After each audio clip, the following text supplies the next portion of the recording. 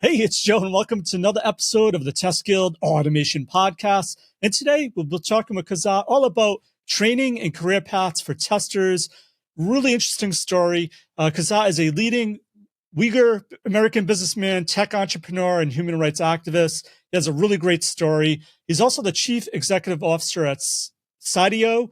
And after arriving in the United States as a refugee in 2008 with no English and few contacts, he taught himself how to code and become a respected automation developer for companies like Fannie Mae, CGI, and Accenture, where he worked on the role of Obamacare project. So really made himself up. And so I think you're going to learn a lot how to become a developer, how to become an SDAT, just by hearing how he did it. And you're also going to learn about an awesome training. I think it's really going to help you as well if you're interested in really upping your game to become a respected SDAT as well. Cydio was founded in 2015, and it really helps transform coding novices into IT professionals, equipping them to meet industry demands. And so they really have a great learning approach that nurtures confidence and ignites forgotten potential and empowers individuals to make significant life changes like Kazat did himself. So they provide more than just a program. I think you really want to learn and listen all the way to the end to learn more about this program and this awesome story on Kazat's journey and how to elevate your game into a Java SDAT as well. You don't want to miss it. Check it out. This episode of the Test Guild Automation Podcast is sponsored by the Test Guild. Test Guild offers amazing partnership plans that cater to your brand awareness, lead generation, and thought leadership goals. Get your products and services in front of your ideal target audience. Our satisfied clients rave about the results they've seen from partnering with us, from boosted event attendance to impressive ROI. Visit our website and let's talk about how Test Guild can take your brand to the next level. Head on over to testguild.info and let's talk. Hey, Kazat, welcome to the Guild. Hey, Joe. Thank you. Really honored and excited to have you on the program today. I guess before we get into it, is there anything in your bio that I missed that you want the Guild to know more about? No, yeah, thank you so much. I think it was just overwhelming titles and stuff. I would rather go more casual. Absolutely. So just curious to know, you have a really interesting story. I thought we'd start there and then work our way to, the SDAT stuff as well. So can you tell us a little bit more about, your journey, how you made it to America, and then how you became an SDAT, I guess, is where we should start. Wow, that's I can write a book about it one day. But Yeah. but I was born technically in China, which is a communist nation, but I'm not Chinese. We're Turkic people towards Central Asia, where China calls Xinjiang and we call East Turkestan. So if people are not familiar with Uyghur people, if you know Uzbekistan, if you know any Uzbek or Kazakh, we're very similar. We're kind of relative cousins with those nations. So unfortunately, I was born. I wouldn't say unfortunate, but it's just hard to explain that way. I was born in a very prominent business family in the East Turkestan region under Chinese occupation. So my family decided to speak up for the human rights and forced abortion issues in our region conducted by Chinese government. So when I was a teenager, our family was labeled enemy of states. So they seized our wealth and all our business and properties. Many adults in my family went to jail.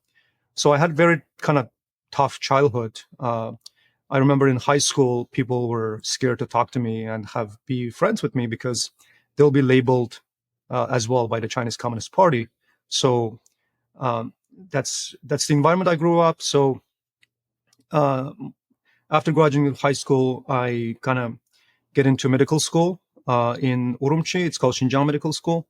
In the first year, I was unfortunately arrested by Chinese intelligence, and they were threatening to kill me.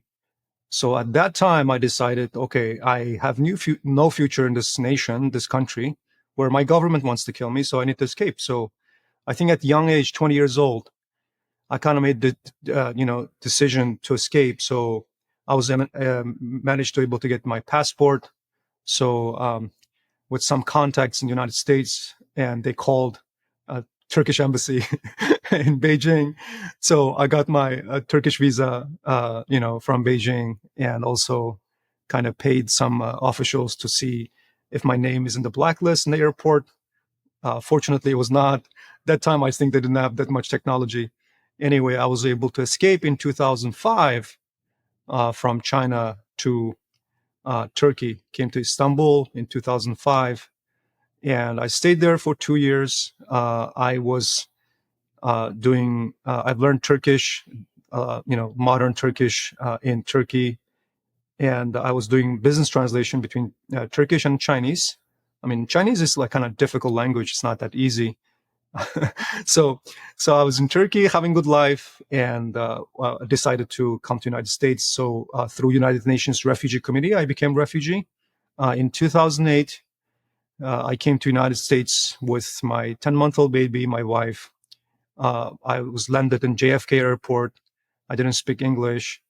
I mean, I did technically yes, no, one, two, three. It was my vocabulary at that time, and that was me with a few $100s in my pocket. I thought, America is a very easy place to live, but it was extremely difficult. So I came to Fairfax, Virginia from JFK. My cousin, she was in the United States. She took me to Fairfax County Family Services because I was refugee. I was able to get food stamp, Medicaid, and some sort of monthly check.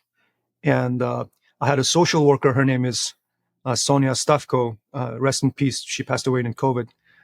She said, you need to learn English. So she sent me to Fairfax County Adult Community Public School to learn English. So I started from a low beginning, high beginning. Sorry, low beginning is you start from ABC. High beginning is if you're able to say my name is Kuzat, so you start in the high beginning course. So I studied English in there, and my teacher also Tom Bello. He was extremely committed person to people like me, and he said, Kuzat, you look like a very hardworking guy. Let me tell you something. He said, repeat after me. I was like, is this guy's gonna turn me to Christian or what? Repeat after me. I was like, okay, what? He said, more English, more money.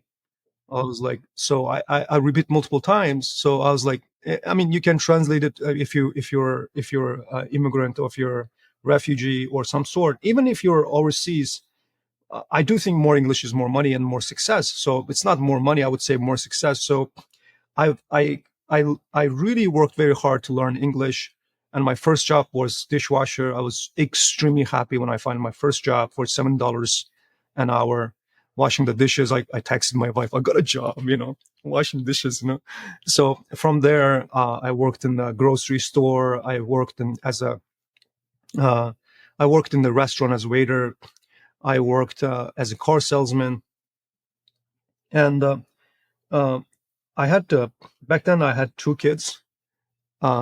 In Once I started working, because the government they kind of cut the support, so I had to be on my own. And like many people understand that in the U.S. you don't have welfare system so that well, so it was very difficult life. I moved into you know uh, the owner of grocery store I worked in his basement, so I had to put the curtain in between. It's like one room, no kitchen, only restroom, and two of my kids. We had IKEA furnitures on the right side of the curtain, and the left side of the curtain was my bedroom, and quote unquote, with my wife. So my last job before IT, I was delivering package. So I worked for a company called Lasership. I delivered package for $1.25 or $1.50 per package per stop. So it was a difficult job. I had to bring my own van, and chased by dogs in Leesburg, and flat tire on the mountain. It was like very difficult job. It also it was like a little bit humiliating because when you deliver package, you're in the residential area. I don't I don't feel shame, but you have to carry bottle in the car because the restroom is the biggest problem when you deliver package. So you have to unfortunately use the bottle for those kind of things. So that was like difficult for me to digest as a person came from a very wealthy family back home. And one day I was sorting my package. Means that you have a pallet of package, you have to sort your package. There's a guy from my community. He's like, Kuzat, I'm learning coding. I looked at him. I was like, okay, of course, you learn. You have master's degree, right? So the thing is, imagine with high school diploma, with no college education, with broken English, and what happens is when you have difficult life destroys your self-esteem. And in 2011, if you come to me and say, Kuzat, you're like freaking loser, okay? You're you're a piece of crap. I would probably say, yeah, of course, I am a piece of crap, right? So that was kind of self-esteem that I had. So when he said I'm learning software testing and coding, I was like, so what? Of course, it's, you deserve. I'm dumb, so I couldn't do it. But one day he said there's a guy who found a job. He was a pizza delivery guy, and I kind of have like this movement, like moment that I was talking to myself while sorting package. It was Friday, I believe, and I said, "Kuzat, that guy, have college degree. You don't. He speaks English better than you, and you have broken English. He's smart. You're stupid. It took him, I don't know, maybe 7, 8 months. It takes you a year, maybe, right?" So I said, if even you flip a coin, it's like a 50-50, right? So I said, even I have 1% chance, let me take a shot, right? So uh, I still believe that 1% is greater than 0%. So I went home, I talked to my wife, and she said, you're a hardworking guy, you can do it. So I found this guy who was teaching, he's a Bangladeshi person, he was teaching quick test professional QTP. Why as a legacy tool like QTP sounds like the black and white movie now to me. Anyway, he was teaching QTP, and I was so committed. uh, I said, this is my last chance in life, and this is how I'm going to change my life. So she would pack my breakfast and lunch 7 a.m. I would grab it, I'll go to the library, I would study until the library is closed every single day. And my one day, I remember the first time, it was like this unforgettable memory. Uh, the instructor typed in the black screen, select star from all employees and semicolon, right? This was my first line of code. I went home, I had this desktop I bought from Costco. So I'm typing. My wife is looking. Is this working? She's behind me. Is that working? Did it work? Like for half an hour, like select stars from employees, right? It didn't work. I was like, what I'm doing wrong? 30 minutes passed by, and finally this 107 rows came. I was like so happy. It was like as if I hit the jackpot or something. And that time I knew I made it. Do you know why half an hour it didn't work? Because I was a freaking immigrant. I was spelling it wrong. Oh, that's funny. That So, happens to everyone. then I realized, if you want to learn code, you have to learn English better, and you Yeah. have to, you have to pay attention to your spelling. Anyway, so one of the interesting thing I did is this. Um, I went to Amazon and I bought software testing books, agile testing books, quick test professional, whatever is related to my area. I was sleeping with it. So every single day. And I constantly read, constantly code, constantly visualize myself in that situations. So I think I did well. I've learned fast, and I've learned keyword-driven automation framework with QTP. So then after that, I applied for my first job after 7, 8 months. And this company called Inavlon, they called me. Her name was Jennifer Watson, I believe. She was my HR. After the face-to-face interview, she said, Kuzat, I was sitting in front of Panera Bread, paying $2, bought a coffee, applying for jobs in there. she called me, Kuzat, we have a good news for you. I was like, yes. She said, um, would you be able to interested to join our company? I was like, I'm so excited to join. And she said, okay, that's good. She said, would you be agree with working with like $93,000 and 15 days paid vacations with insurance, right? So insurance is a big deal for me, for my family. So I was so scared. I thought if I said yes immediately, I'll be like they would know I'm desperate. So I didn't know how to react. So I didn't want to show I'm desperate. I made $28,000 that year delivering packages, chased by dogs. So I mute myself. I took a deep breath and I went back. I picked up the phone again. I said, you know what? It's not about the money only. I think this company is great. The culture is great. The colleagues interviewed me. They look like amazing people. I think I can learn a lot in this company. She's like, we need people like you. So I get started. And because my life was difficult, so I was always worried that I will lose my job. Like every single day, I thought I was going to get fired because my life was difficult. I couldn't pay my rent. I couldn't take my son to doctor. I couldn't have a decent dinner with my wife because I was just broke.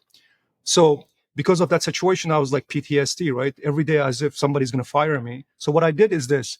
I went to work 7 a.m. in the morning. Like before anybody else. My car is the first car in the parking lot. I went to the building, I prayed, and I started working and learning before people come, learning the application, reading requirement documents, looking at the existing code, like everything. By 10 o'clock, people in IT, they're spoiled. You think they come, like when I was working on a package delivery, if I late for 2 minutes, they're going to yell at us, right? People in IT, they're spoiled. They're coming like 9:30-ish, 45. They start coming, you know what? They don't work. They go to, a cafeteria, they grab coffee, small talk. When the hell these people are working anyway? So I was like, by the time they get started, I think I get my 80% of the work done. And so I can look calm as if I'm not like working that hard. I don't know. Because of difficult life, I think that was like a survival instinct. So that's how I work. I worked extremely hard. I was supporting the colleagues and whatever there's responsibility I was taking. And in 3 months, right, I had a guy, his name was Pete. I think because of I'm immigrant and, most immigrants, they have this prejudice as if, there's lots of racism going on. So unfortunately, I had this feeling that my manager didn't like me just because of because I think it's my psychological complication. It's not about him. So one day I was sitting, he tapped my shoulder. Okay. I knew this guy didn't like me. I looked at him. He said, come with me. I was like, man, today is the day. I'm getting fired. I'm getting fired. So I walked into his office. He sat in his desk. He handed me this 2-page paper. He said, take a look. I was like, okay, I'm going to sign this and leave. So I started reading. It says, exceed expectation in performance and like 5% increase in salary and $2,000 bonus. I was like, what? Never seen. When I was working in retail, when I was working as a butcher, as a waiter, $2,000. That nobody in life give you that kind of money. So I was like, this money is for free. It's crazy. So that day I made it. I believe that I made it. I came home very happy. And then after a few months, I realized I was one of the top performer in the company. So that time I started realizing, people are talking in the organization. Lots of them have master's degree in computer science, things like that. So at some point, I was better. Unfortunately, this is the thing that I'm going to be unapologetically honest. With somebody with high school diploma, new in the United States, I've seen people with 12 years, 13 years experience. I think I was better. And then I was like, okay, something that I realized is I kind of get a little bit mad at the society. Why? Because I said, why people like me, like I'm hardworking dad, my wife, the people that we represent, underdogs, right? It could be somebody's refugee, it could be somebody's immigrant, it could be somebody study history, now teaching some sessions in the museum. Like, what are you going to do with a PhD in history? Like, who's going to pay you, right? Or you study music, couldn't become Justin Bieber. What are you going to do? Play guitar in the metro, right? Like people looking for second opportunity in life. I was like, okay, maybe these people working in the 7-Eleven from 7 a.m. to 11 p.m. is not that incompetent. I think people working in IT, they're not in terms of IQ or EQ or anything else is technically necessarily better than the people working in the restaurants, driving DoorDash, driving Uber. I think people simply have better life because they end up in the right spot, in the right direction. And IT is, if you ask like 10 years ago, who are the IT companies? People like Google, Amazon, Apple, la, la, la, la, la. Like now, today, there's no IT companies because every company is IT company. When was the last time you went to bank? Everything is online transaction now, right? Now, all of a sudden, banks are like, we're not bank, we're fintech companies. All right, we're, we're healthcare tech companies, right? Now, if you look at all the vehicles now, with autonomous driving, all these things, cars required to be IT now. So I think today, like there's like tremendous amounts of explosion in terms of demand. The more demand, the more you pay, and there's more opportunity. So I thought people like me deserve better. So from 2012, from my first job, I was working in Avalon, CGI, Accenture, Fannie Mae. I didn't think this as a business, but I was just helping people to learn coding in libraries. And uh, when I see, for example, I go to Panera Bread, I get like chocolate croissant and coffee. I see this very nice uh, person serving there. I was like, she's smiling, right? Her attitude is so awesome. I was like, this is perfect for IT. So I just like spend 15 minutes for free just because I want people to have better life. So I start pitching, why they should learn IT, whatever, right? So that's how, like, I didn't know I was kind of paving my road to the business, but like I was just doing for, uh, uh, you know, because of my own pain that I had in life, and somebody had changed their life. I feel good about myself and them. In 2015, what happened was, you know, as soon as I get out of work, people start calling. And one day, a guy, uh, he said, Kuzat, thank you so much. I was like, for what? He said, last time I called you, I said, she said, I'm sorry, I recorded your conversation. He was asking me interview question. I was like, what? I see. He said, back then we didn't have AI, all this stuff. He was like, I recorded your conversation. I typed in Word. I memorized it. I went to interview. I got offer. And that time I was like, okay, maybe I should start teaching. So I paid this $5, things to Fiverr. I made a very dumb video. I don't know why people even call me for that stupid video, but people start calling me. He said, Kuzat, there's a there's a test automation school. Where's your office? I was like, come to Panera. So they used to come to Panera Bread, and I show them my presentation, and at the end I show them my paycheck, and they're like, they look at me with a very strong English accent. They look at my paycheck. They're like, okay, if this stupid guy can do it, of course I can do it. So in 2015 we started our first boot camp in Tyson's Corner, Virginia, with the guy I know. He has a construction firm, and I rented his conference room because he was not using afternoons and in the weekends. So every day I would go there, set up the rooms, and there was 17 students that we started. So now today we have more than 300 employees, and our students in 34 countries. And we don't teach QTPs anymore. We focused on Java as a programming language, and we teach Selenium. So this is kind of story. I know it's long, but this is in a nutshell what happened in the past few years. Incredible story. So, if someone's listening to this, I get a lot of questions. How do I get into testing? I do manual testing. How do I learn coding? I always think, and everyone always says coding is like a language. I'm always impressed by people that speak multiple languages. Uh, did you find that as an asset, though, looking back? Like being able to learn, I think it sounds like you know 3 languages. Was I that enabling you to learn coding better? so I am not necessarily from computer science background, right? So, but the thing is, what I've realized myself organically is I speak 4 languages, and all of them are native. So when I started learning coding, I did felt like syntax is grammar, and human language is how you communicate with humans. Coding language is how do you efficiently communicate with machines and give them commands. I think it helps if you speak multiple languages for sure. Absolutely. And I guess, like you said, this was before AI machine learning. So another question I get asked is, do I even need to learn coding now? Because I could just go to you know, any type of coding tool now, and it has, rather than a telesense, it's almost like it will complete the sentence for you. Any thoughts on that? Yeah, I think it's like now it became like very philosophical question that everybody's asking. So I would say uh, we do have calculator, right?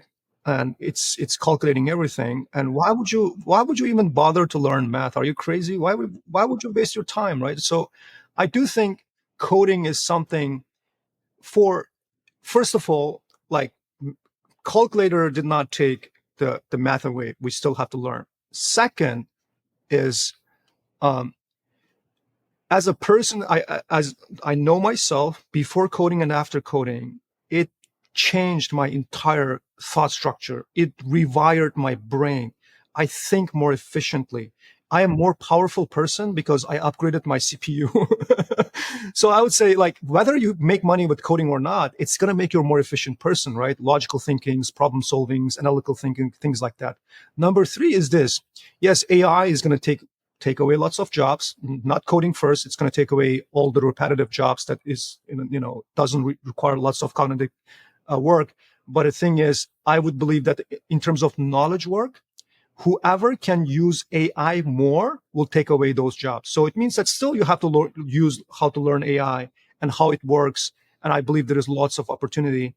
Coding, I don't think it's going to go away, but you still need to learn coding to be able to develop AI, use AI, maintain AI.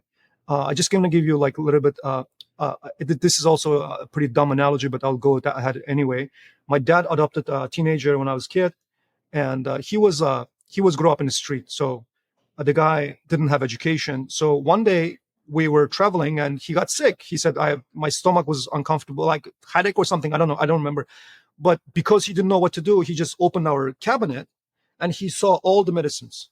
And he said, one of them is going to work, right? So he took all the medicine and he ended up in ER. He almost died. And we asked him, why would you do that? Are you committing to suicide? He said, no, I thought one of them was going to work out. So now it's like when you use AI, if you don't know technically if what ChatGPT is putting out there, if it's BS or not, you cannot just copy paste the code. Even when AI gives you something, you need to be able to understand what the hell is going on there. So you still have to have technical coding experience, analogical thinking, things like that. So I would still say coding is still one of the most important things that you have to learn in life. Absolutely. Love it. And also in the pre-show, you mentioned something that caught my attention. Speaking of trends in AI, you speak with a lot of employers, I guess, and it sounds like is someone that just knows automation, is that enough now, or do they need to know more? That we've seen a shift where almost like a tester needs to be a developer as well. Have you seen that as well, or any trends from employers of what they're looking for from a QA person? So I do think if you are manual tester, if you are start coding and doing automation, it's much better for you. If you're automation developer, now, Capital One is building, they have a beautiful new building in Tyson's Corner, like in front of our building. And they recently kind of pushed a new way. And what they're doing is they said, you know what, we want cross-functional team members. We want developers to be able to test and testers to be able to develop. Now, we all know for people with the QA background, like developers to test, like what are you going to do? Clicking a button to see if it's not working? Like they can do it, right? So if, especially with the help of ChatGPT, writing test cases, all those things is much easier. But when you look at the testers to be able to develop, it's hard. So I do think people still have to constantly upgrade themselves for more technical. Something I've learned in life is this, right? Uh, the more technical job you do, or the more difficult job you do, the better income potential you have and the better job security you have. If Jimmy works for a company and with his competency, if I can find 8 million people on Indeed, like Jimmy's price or his salary goes down and I can lay off Jimmy anytime and hire another 10,000 Jimmy all the time. So, but But if Jimmy is constantly improving himself and constantly learning more codings and more, skills, this guy is hard to find, number one, and hard to let go. Therefore, more job security and more income. I think whether you are in QA, you are in developer, whatever you do, it's like I think that has something to do with our educational system. So in the industrial age, what you do is you go to college and you study for 20 years, you get your diploma, you throw your cap, hat, you take a nice ceremony pictures, and done, right? You don't learn anymore. But I think fundamentally, it's like, would you eat in the first year of the month? Let's say you're eating for 30 days every single day, a lot of meals, and say, you know what, for the rest of the 11 months I don't have to eat. It doesn't work that way. So just like that, the the food of the brain is knowledge. What do? You don't stop learning once you graduate from college. You have to constantly upgrade yourself, constantly learn. Just like if companies don't innovate, they go down. Was Nokia a bad company? No, they were a great company. I love Nokia. I have great memory with Nokia, but I never buy Nokia again because it's gone. I use iPhone now. So if you're not innovating, just like a company, which is constantly reinvent yourself, constantly learn new skills, then, if you're being test automation developer for 18 years, come on, bro. Like, it's not my fault anymore because people, they have to pay you at what, $200,000? They can fire someone newbies with the 80,000. So easier to replace. Yeah. So speaking of that, innovating and always constantly getting better. When I was coming up, there weren't any programs or ways to really learn about, from a tester's perspective, coding or SDAT. So can you talk a little bit more about Cydio? I know you have multiple different programs, and just if people are like, "Oh, this sounds too hard for me to do on my own. I can't do what Kazat did by teaching himself from books and going to the library." I assume you have some secret sauce that you learned from that experience and you baked into some of the programs at Cydio. So can you talk a little bit about that? Yeah, so we started with a STET program, software development engineering test. So we thought, manual testing. I mean, literally, you can pay 19.99, get, buy a course in Udemy. So you really don't need a coding bootcamp to learn manual testing. Well, honestly, but we would say if somebody is going to get a six-figure salary at some point in their career, I think the reason that the company hired this person is this person's ability to replace multiple manual testers. So we started with automation. So we started from scratch. If you don't know anything, if you know how to open a computer, if you speak intermediate English, this is our entry criteria. So we took them and we take them with a 7 months training, but we require kind of 30 to 40 hours of like, coding and exercises and learning. Things like that. Very good mentor support, industry mentors, people working in IT, they're coming and they're teaching things like that. So it's a 7 months software development engineer in test coding bootcamp. And the main coding language they're going to learn is Java. They're going to learn API. They're going to learn SQL. So they're really solid test automation engineers. Because we put a lot of effort. I would say if you go to IT, if somebody's with 7 years quality assurance experience, but doing manual testing or start learning coding. But this guy in our bootcamp probably writes millions of lines of code that is equivalent to a line of codes that they write in some other people with their entire career. So it's lots of repetition, lots of practice. So they really become very solid test automation developers. And then we realize, okay, it's my own philosophy is constantly learning, constantly upgrading. So we have around 10,000 alumni in 34 countries. And, our chief academic officer, he's like, Kuzat, these people, many years ago, they became ASTAT. Now they have to, they cannot just stay at ASTAT forever. They're going to either move up as a developer or they're going to move up as from the leadership perspective, right? Maybe management. So we said, okay, let's focus on technical. So we came up with this backend Java developer program for 7 months for people with Java foundation. So they become Java developer in 7 months. It's a Java review, and they also learn API. They learn DevOps. The most importantly, they learn data structure and algorithm, and they build a real enterprise application. So you don't really get certification and say, I have certificate, I have diploma. You don't do that. You go there, you said, I built enterprise level accounting application, invoicing, sales, repository, inventory, things like that. You can literally show what you have built as a solid application So that's the program we set up. And also we have cybersecurity and other data science programs as well. That's how like we focus now. Awesome. And I know a lot of people listening are probably like, oh, I know I get asked all the time, how do I become an SDAT? So I have a special treat for you all who are listening. We're actually doing a special webinar because on how to become a Java SDAT with zero coding experience or a college degree, that's happening on July 13th. And to get there, all you need to do is go to testskill.com/Java, but I'll also have it in the show notes. So, because I forgot to follow up on one question that I uh, wanted to follow up with is, and that is, when you did get your first job within as a automation engineer, and you didn't have a college degree, how did you do that? Because a lot of people are probably listening. Well, I can't do that. How is that possible? So I'm not sure, and I would say in the Europe there's still paper is still important in certain countries and it's credential, right? And but in the US, in back then in 2011, it was much more difficult. And today, Apple, Google, Amazon, all these companies, they ditched college degree requirement. You no longer required have the college degree to be able to apply. Back then, it was difficult. I would say back then, if there's 100 jobs available, uh, 20 jobs were something that didn't require. So if somebody with college degree had 100 opportunity, I had 20. So if you have 80% less chance than others, what do? You work very hard.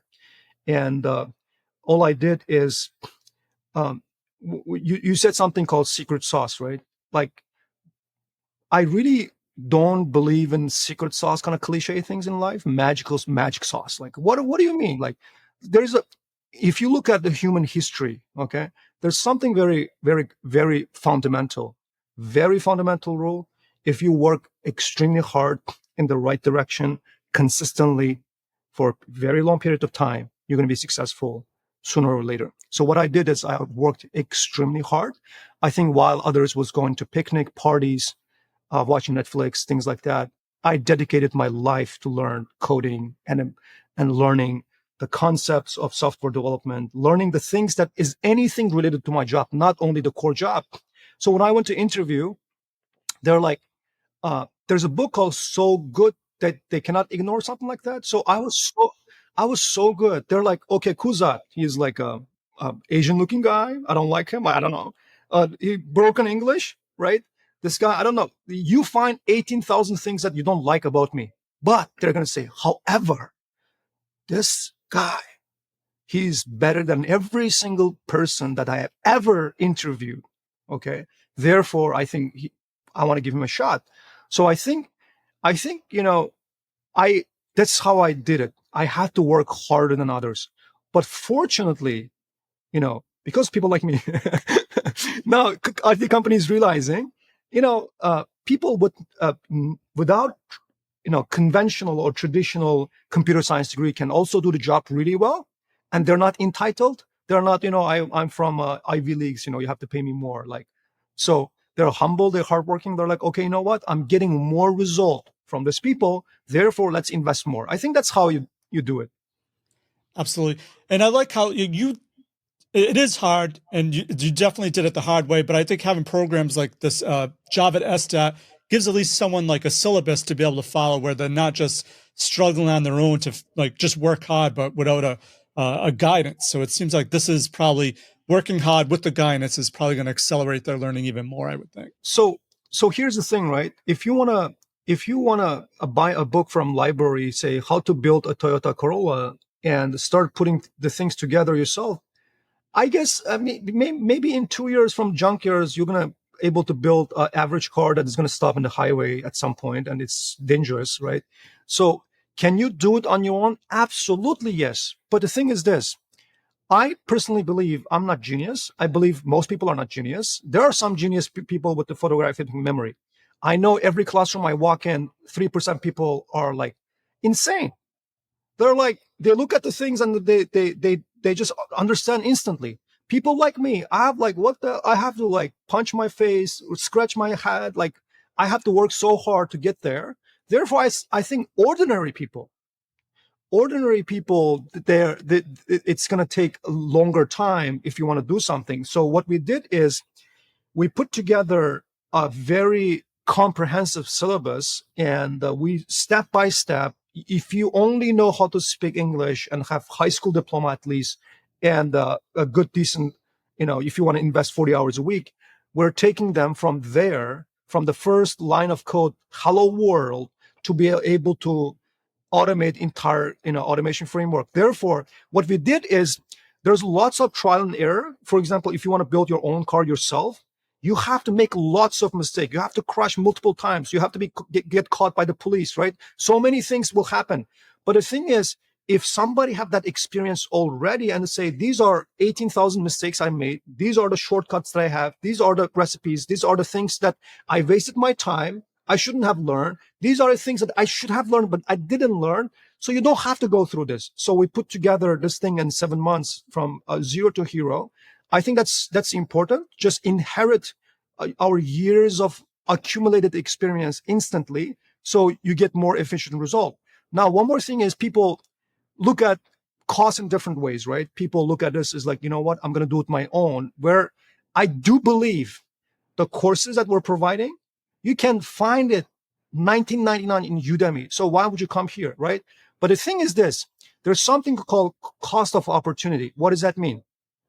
You have Jimmy go to Udemy, trying to struggle and try 2 years to be able to figure out how to get, IT job as automation developer. But you have Joe to say, you know what? I want to work with professional people. These people know, I want to accumulate, I want to inherit their accumulated experience. So they're buying our experience, right?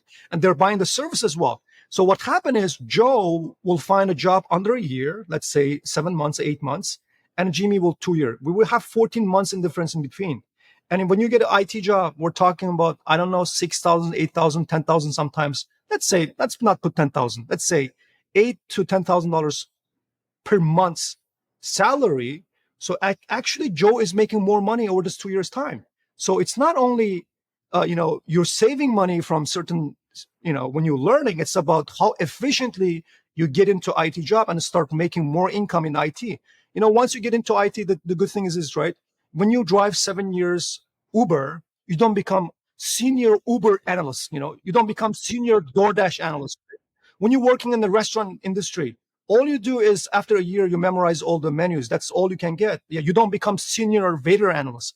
But in IT is great, because once you get in, even you start with entry level, in 1 or 2 years, like really you kind of uh, uh, increase your technical net worth. Means that your employability and your salary scale will continuously grow in IT. I think that is kind of something that people need to pay attention. Yep, great advice for sure. Okay, Kazat, before we go, is there one piece of quick, actionable advice you can give to someone to help them with their automation testing efforts? And what's the best way to find or contact you or learn more about your programs? I mean, they can go to cydeo.com, CYDEO, and also they can check it out our YouTube channel, CYDEO, as well. We have lots of genuine, authentic success stories. You have a mother with 3 kids, graduated and working in IT. You have somebody new in the United States, broken English, working in IT. You have somebody used to be a bodybuilder in a gym, now working in IT. So all these people are authentic success stories. I would say go take a look and go ask yourself, where do you want to see yourself next year? So one advice I want to share is this, right? There are lots of people, they want to get into IT, right? And they're, let's say you're DoorDash or Uber. The thing is this, how do you get into, if IT or better life as a career is as a destination, if you don't change your direction, how do you expect to get into a different destination? Therefore, if you keep driving Uber for a year, next year most likely you're going to be Uber driver. If you are working in the restaurant for another year, next year most likely you're going to be in the restaurant industry. But if you change your direction and take a different step, you'll say, you know what, I've tried this for a year, I've tried Uber, I don't see a future here. I've tried XYZ, I don't see a future here. You don't lose anything by taking a shot on the industry that is growing so fast and having exponential growth and paying people so well. So the thing is, I want people to start able to imagine and visualize seeing themselves, in this beautiful, buildings that they can work in there, and think about the lifestyle. Just visualize. If you cannot visualize, normally you cannot achieve. People able to see themselves in there and think about it, dream about it. Everything starts from the dream and visualization. I would say, look at the mirror. Where do you want to see yourself next year? Thanks again for your automation awesomeness. The links to everything of value we covered in this episode, head on over to testguild.com/A454. And if the show has helped you in any way, why not rate it and review it in iTunes? Reviews really help in the rankings of the show, and I read each and every one of them. So that's it for this episode of the Test Guild Automation Podcast. I'm Joe, and my mission is to help you succeed with creating end-to-end, full-stack automation awesomeness. As always, test everything and keep the good. Cheers. Thanks for listening to the Test Guild Automation Podcast. Head on over to testguild.com for full show notes, amazing blog articles, and online testing conferences. Don't forget to subscribe to the Guild to continue your testing journey.